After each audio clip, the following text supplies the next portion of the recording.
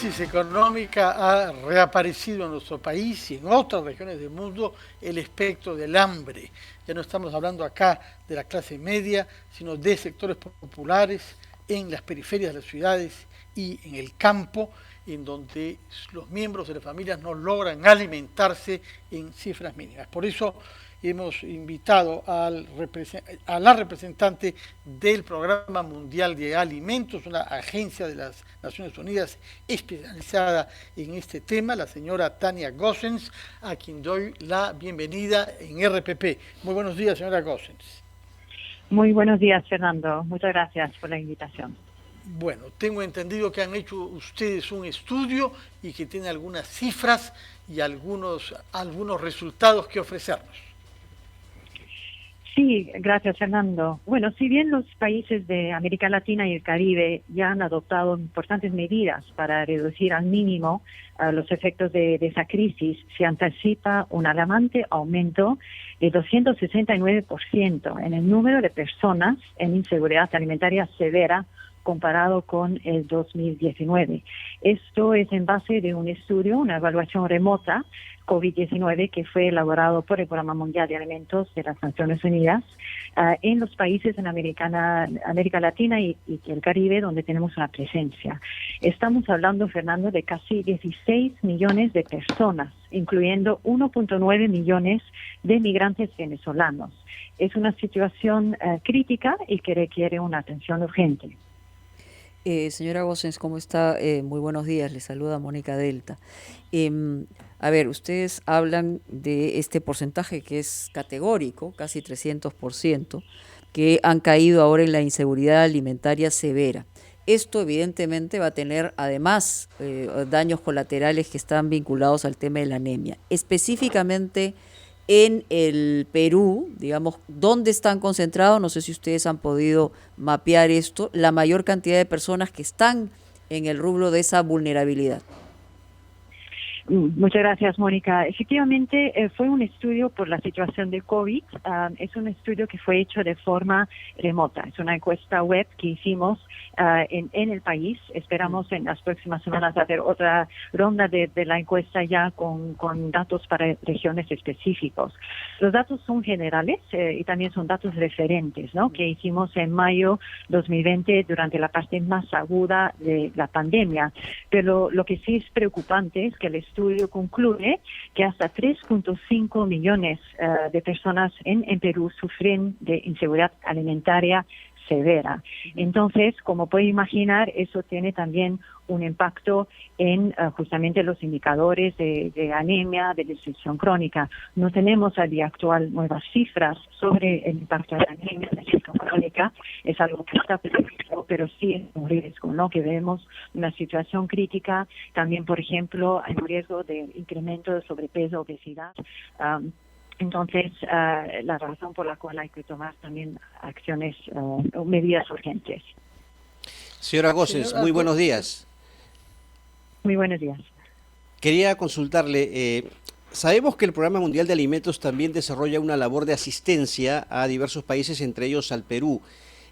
¿A cuánto llega esta ayuda? ¿Cuáles son específicamente los programas que respalda, que impulsa el Programa Mundial de Alimentos en nuestro país para contrarrestar este impacto negativo en cuanto al acceso a alimentos por la pandemia? Sí, gracias, Carlos. Bueno, efectivamente creo que primero hay que reconocer los esfuerzos del gobierno de Perú, ¿no? El Perú fue uno de los países que tomó medidas inmediatas en respuesta a la pandemia, que además ha tomado acciones como medidas de apoyo para personas vulnerables, los bonos. Y en últimas semanas justamente hemos visto también esfuerzos para entender esa emergencia alimentaria. Como Programa Mundial de Alimentos, trabajamos muy de la mano con el gobierno a nivel nacional, pero también los gobiernos regionales, locales y las comunidades.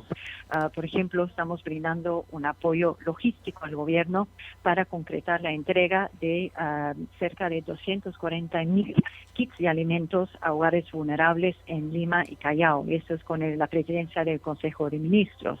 También con el Instituto de Defensa Civil y INDECI estamos brindando apoyo en la entrega de canastas de alimentos a unos 30.000 familias que cumplen una cuarentena domiciliaria en 23 regiones del país. Continuamos también con nuestras actividades en fortalecimiento de capacidades en temas de nutrición, de protección social, en gestión de riesgos, más y más adaptando también la situación del contexto actual, ¿no? Desarrollando herramientas digitales para llegar a comunidades con mensajes, con diferentes herramientas para también seguir con las actividades importantes como en nutrición y seguridad alimentaria. Lo que hemos hecho también en respuesta a esa crisis de COVID, hemos adaptado nuestro plan estratégico del país para ya tener más un enfoque de respuesta a la crisis. Eso incluye también, tenemos previsto una entrega de transferencias en efectivo a unos 98.000 personas vulnerables, entre ellos también migrantes venezolanos que justamente por la situación no son cubiertos por programas de protección social nacional. Entonces, al pedido también del gobierno, estamos respondiendo con unas transferencias de efectivo, pero siempre también siguiendo los lineamientos del gobierno. Son esfuerzos que complementan los esfuerzos ya del gobierno.